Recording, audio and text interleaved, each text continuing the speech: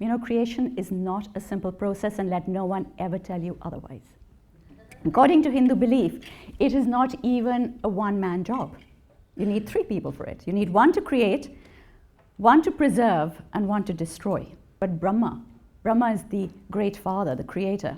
When Brahma created the world from his mind, he decided in his arrogance that he was also going to be master of life and death. And for this world that he was going to create, he was going to populate it with beings that were both man and woman in one body, beings that could self-fertilize. So in Brahma's world, there was going to be no mess, no overcrowding. But when he actually created these beings from his mind, he discovered that they were all men.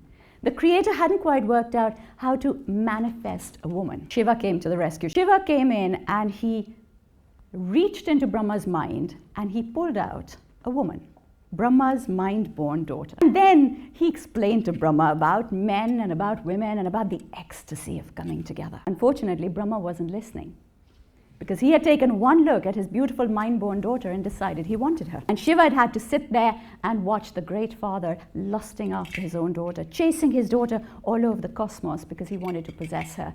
And he realized what kind of sin he had brought into the world. And so, to try and mitigate this sin, Shiva castrated himself.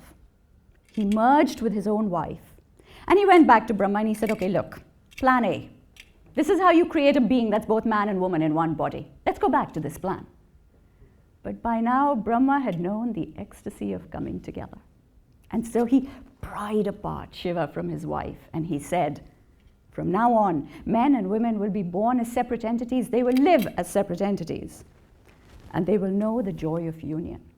And then Brahma created a race of men and a race of women. He paired them up together and he said, go and populate my world.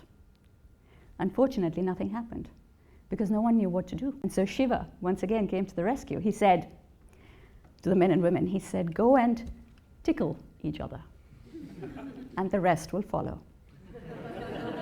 They did, and 7 billion people later, the rest is history.